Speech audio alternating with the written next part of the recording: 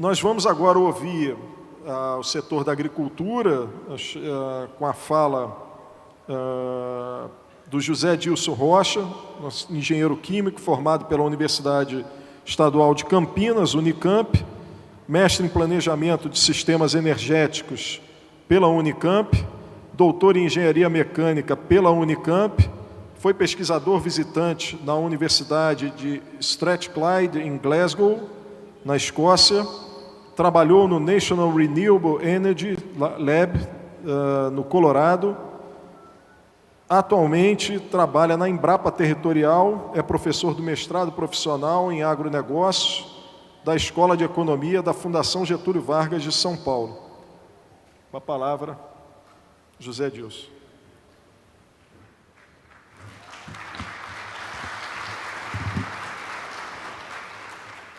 Bom dia a todos. É com grande prazer que participo desse evento vibrante, um evento que realmente mostra a força com que devemos proteger e defender os recursos hídricos desse país, não é?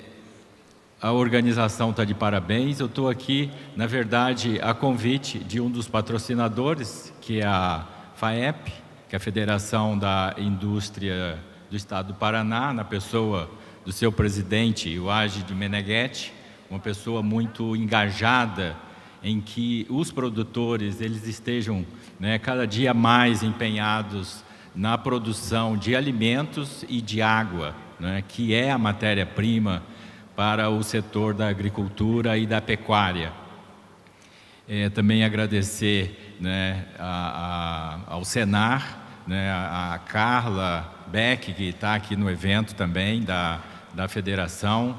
Enfim, eu vejo que essa aliança entre a Embrapa, né, com a participação da Embrapa Territorial de Campinas, em São Paulo, e a Federação da Agricultura do Paraná, é uma forma da gente praticar essa tão falada resiliência que devemos ter, em especial os produtores rurais, que é quem põe a comida na nossa mesa. Eu também coloquei aí um dos selos, né, do ODS, que provavelmente é o que tem mais a ver com essa nossa parceria, né, que é uma parceria para que a gente dê usos aos dejetos animais. Ela é bem focada na pecuária e, claro, também na piscicultura e a preservação dos recursos hídricos. Ou seja, estamos falando praticamente de saneamento no meio rural, o que é uma coisa fundamental para a sustentabilidade do setor.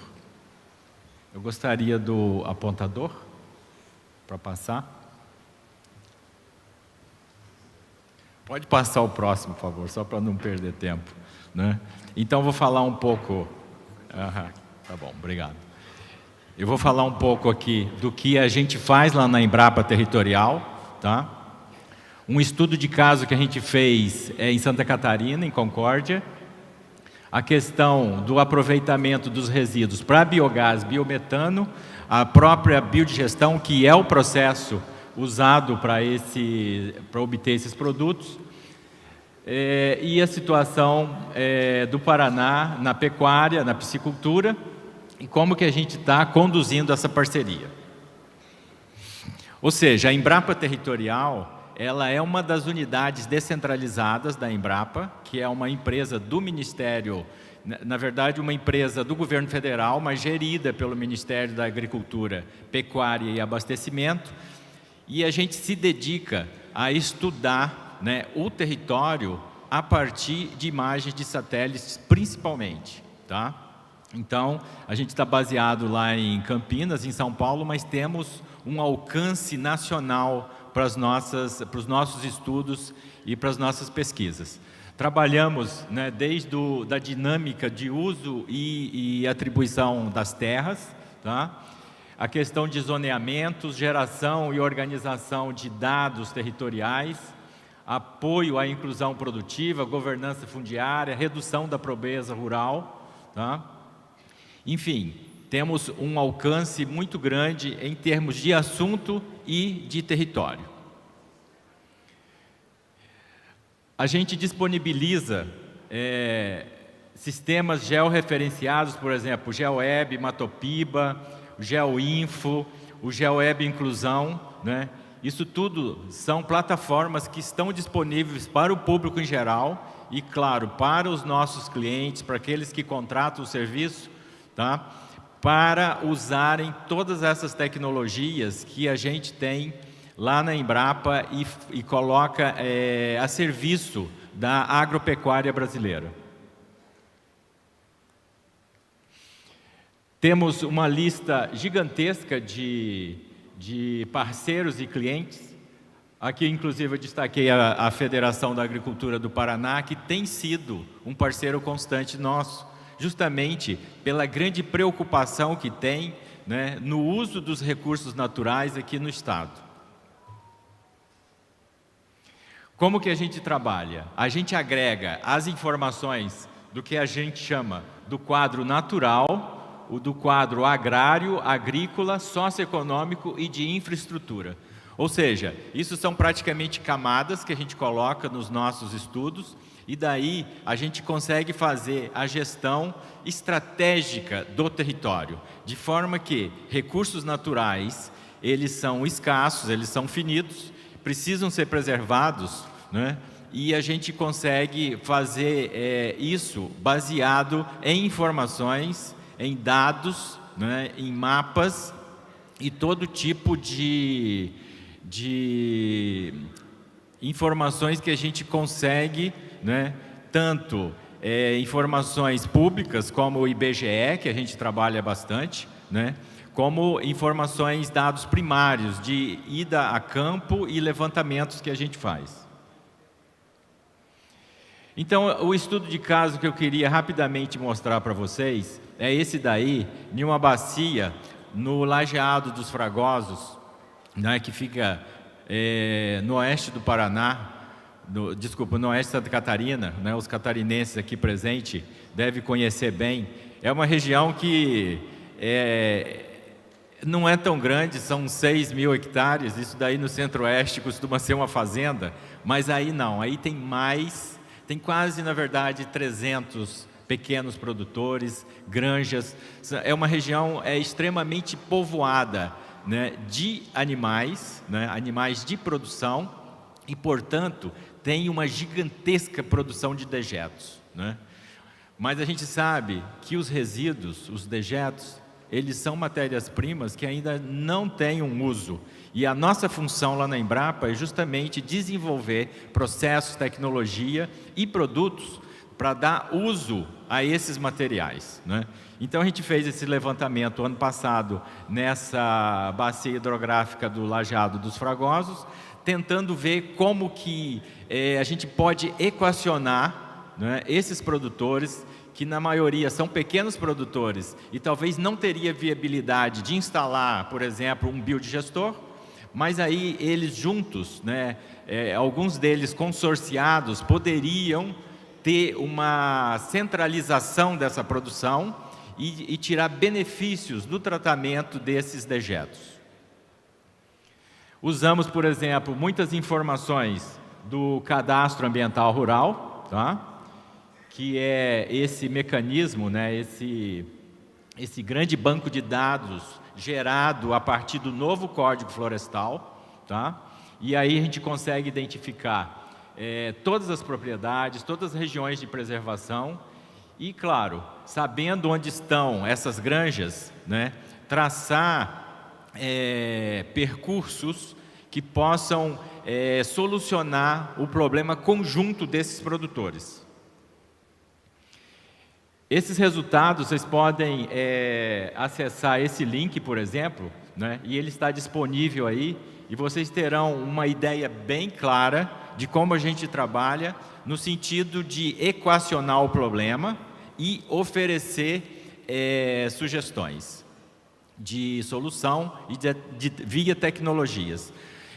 São estudos que servem muito bem para basear políticas públicas para direcionamento de financiamentos, por exemplo, financiamentos que sejam atrativos aos produtores, né, que sejam pagáveis, né, que sejam, por exemplo, o programa ABC que o Ministério tem, né, que é a agricultura de baixo carbono, né, tem essa área de manejo de dejetos.